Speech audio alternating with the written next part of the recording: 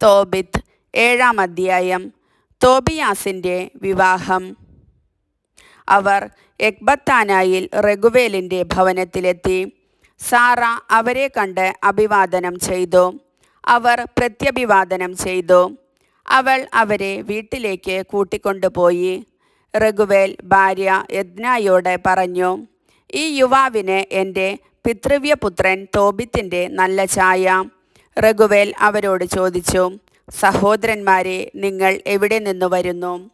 അവർ പറഞ്ഞു, നിനവേയിൽ വിപ്രവാസികളായ നഫ്താലി വംശജരാണു ഞങ്ങൾ. ഉടനെ അവർ ആരാഞ്ഞു, ഞങ്ങളുടെ സഹോദരൻ തോബിത്തിനെ നിങ്ങൾ അറിയുമോ? അറിയുമെന്ന് അവർ പറഞ്ഞു. അവൻ ചോദിച്ചു, അവന് സുഖമല്ലേ? അവർ പറഞ്ഞു, അവൻ സുഖമായിരിക്കുന്നു. തോബിയാസ് തുടർന്നു, അവൻ എൻ്റെ പിതാവാണ്. റെഗുവേൽ ചാടിയെഴുന്നേറ്റ് അവനെ ആലിംഗനം ചെയ്ത് സന്തോഷാശ്രുക്കൾ പൊഴിച്ചു. ഉത്തമനും കുലീനനുമായ തോബിത്തിൻ്റെ പുത്രൻ എന്നു പറഞ്ഞ് റെഗുവേൽ തോബിയാസിനെ അനുഗ്രഹിച്ചു. തോബിത്തിന് കാഴ്ച നഷ്ടപ്പെട്ടിരിക്കുന്നു എന്നു കേട്ട് അവൻ ഹൃദയം നൊന്തു കരഞ്ഞു. ഭാര്യ യത്നായും പുത്രി സാറായും ഒപ്പം കരഞ്ഞു. അവർ അതീവ സ്നേഹത്തോടെ അവരെ സ്വീകരിച്ചു. ആട്ടിൻപറ്റത്തിൽ നിന്ന് ഒരു മുട്ടാടിനെ കൊന്ന് വിഭവസമൃദ്ധമായ ഭക്ഷണമുണ്ടാക്കി അവരെ സൽക്കരിച്ചു. അനന്തരം തോബിയാസ് റഫായേലിനോട് പറഞ്ഞു, സഹോദരൻ അസറിയാസ്, യാത്രയിൽ നമ്മൾ സംസാരിച്ച കാര്യങ്ങൾ പറഞ്ഞ് തീരുമാനിക്കുക. ദൂതൻ അക്കാര്യം റെഗുവേലിനെ അറിയിച്ചു. റെഗുവേൽ തോബിയാസിനോട് പറഞ്ഞു, തിന്നും കുടിച്ചും ഉല്ലസിക്കുക. എൻ്റെ മകളെ പരിഗ്രഹിക്കുന്നത് നിന്റെ അവകാശമാണ്.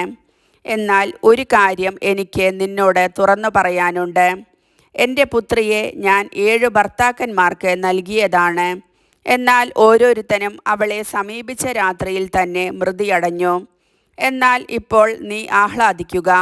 തോബിയാസ് പ്രതിവചിച്ചു, നീ ഇക്കാര്യത്തിൽ ഉറപ്പു തരാതെ ഞാൻ ഒന്നും ഭക്ഷിക്കുകയില്ല. റെഗുവേൽ പറഞ്ഞു, ഇപ്പോൾ തന്നെ നിയമപ്രകാരം അവളെ സ്വീകരിച്ചു കൊള്ളുക. നീ അവളുടെ ബന്ധുവാണ്. അവൾ നിനക്ക് സ്വന്തവും. കാരുണ്യവാനായ ദൈവം നിങ്ങൾക്ക് ഇരുവർക്കും ശുഭം വരുത്തട്ടെ. അവൻ പുത്രി സാറായെ കൈക്കു പിടിച്ച് തോബിയാസിന് ഭാര്യയായി നൽകിക്കൊണ്ട് പറഞ്ഞു, ഇതാ ഇവളെ മോശയുടെ നിയമമനുസരിച്ച് സ്വീകരിച്ചു കൊള്ളുക. നിന്റെ പിതാവിൻ്റെ അടുത്തേക്ക് അവളെ കൊണ്ടുപോവുക. അവൻ അവളെ അനുഗ്രഹിച്ചു. അവൻ ഭാര്യ യത്നായെ വിളിച്ചു. ഒരു ചുരുൾ എടുത്ത് അതിൽ വിവാഹ വാഗ്ദാനം എഴുതി. അവർ അതിൽ തങ്ങളുടെ മുദ്രയും വച്ചു. അനന്തരം അവർ ഭക്ഷണം കഴിച്ചു. റെഗുവേൽ തൻ്റെ ഭാര്യ യത്നായെ വിളിച്ചു പറഞ്ഞു, അടുത്ത മുറി ഒരുക്കി അവളെ അങ്ങോട്ട് നയിക്കുക. അവൾ അങ്ങനെ ചെയ്തു. സാറായെ അങ്ങോട്ട് നയിച്ചു. സാറ കരയാൻ തുടങ്ങി. അപ്പോൾ അമ്മ അവളെ ആശ്വസിപ്പിച്ചുകൊണ്ട് പറഞ്ഞു, കുഞ്ഞെ, ധൈര്യമായിരിക്കുക. സ്വർഗത്തിൻ്റെയും ഭൂമിയുടെയും കർത്താവ് നിന്റെ ദുഃഖം അകറ്റി സന്തോഷമേകും. ധൈര്യം അവലംബിക്കൂ. കർത്താവിൻ്റെ വചനം.